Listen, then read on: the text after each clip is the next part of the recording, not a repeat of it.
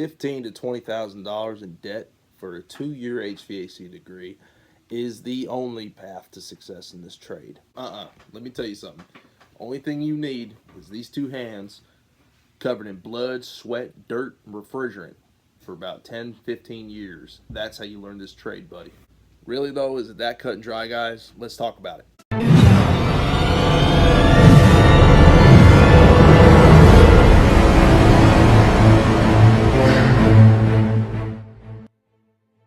Let me go ahead and break down my thoughts on this whole topic. I've done some videos on my personal feelings on school or education outside of the job you do every day.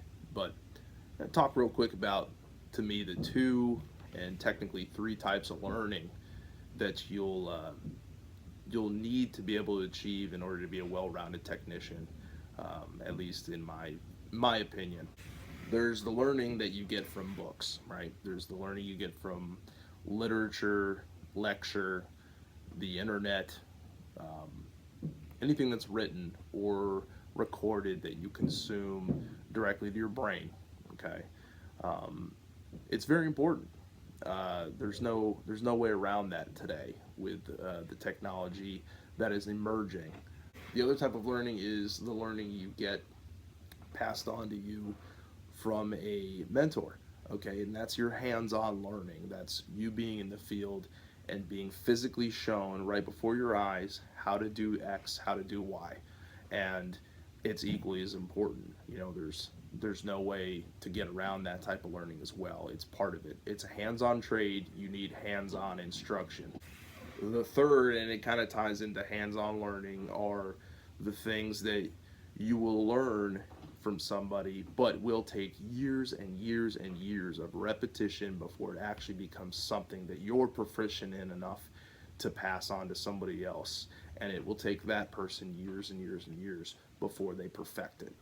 Let's talk a little bit about what I mean about each. This is an $800 printed circuit board. Okay, this is the inverter. This is what is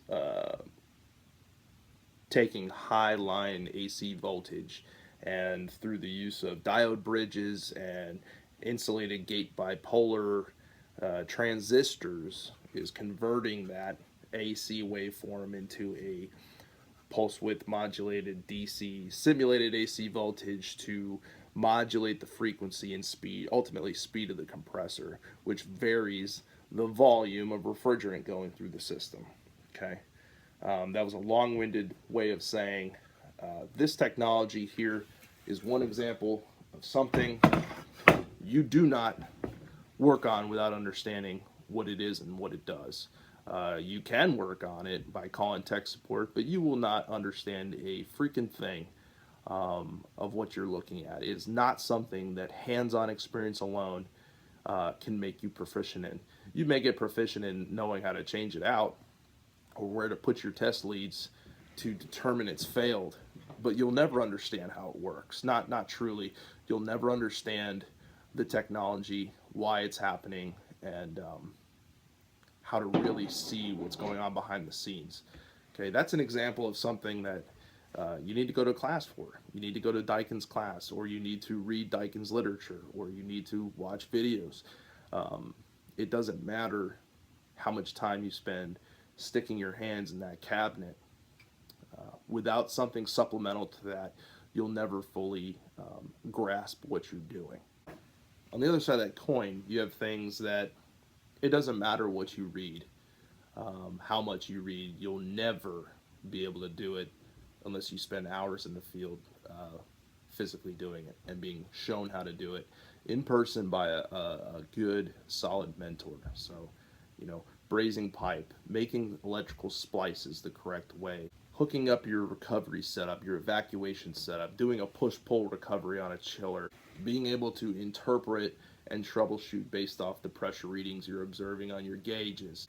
These are all things that fall into the category of hands-on experience and being shown by a mentor of how to do it properly. The third thing, and I said it was kind of a subcategory of the hands-on, are the things that it doesn't matter what you read, it doesn't matter that you've been shown and you've tried a few times. There's certain things that will take years and years and years before it's something that you have a true command over and true mastery of performing it. So one story that's kind of burned into my memory, and it's not exactly HVAC, but years ago I did apartment maintenance before I really got into HVAC, and I was called out to an apartment with a clogged toilet, and I had the snake with me to run the snake through and unclog it.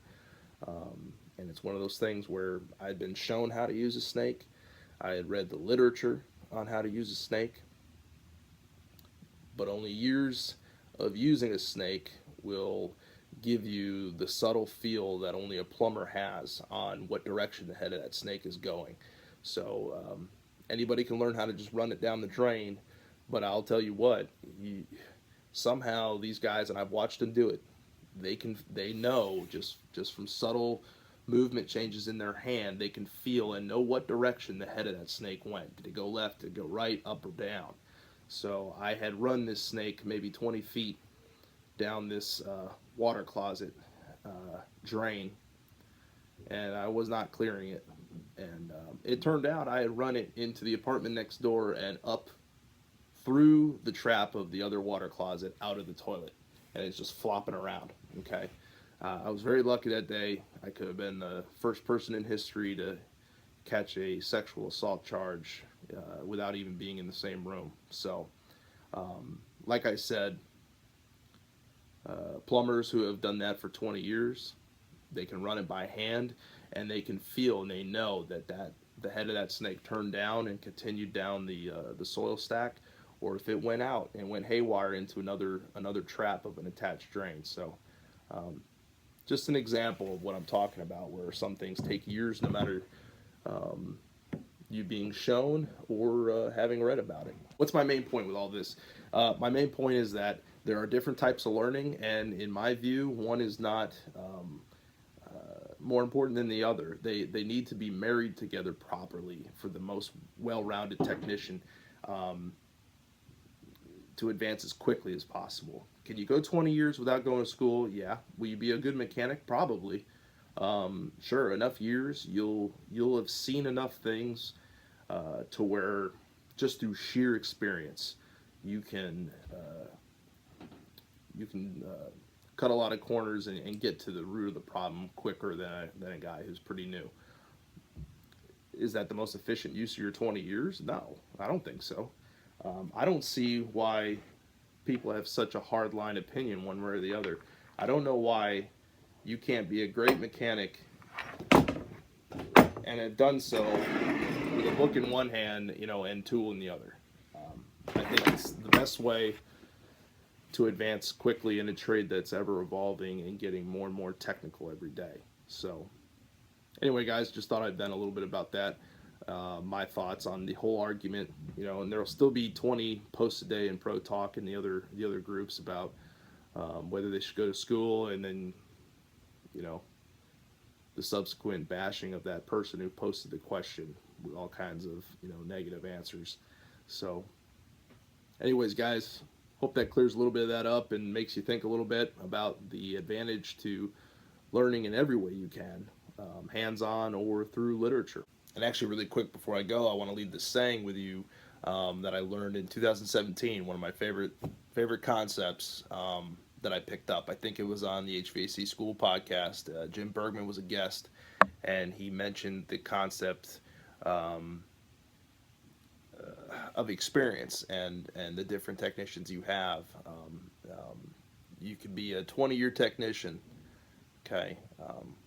Are you truly a tech with 20 years experience, or are you a technician with 1 year of experience 20 times over?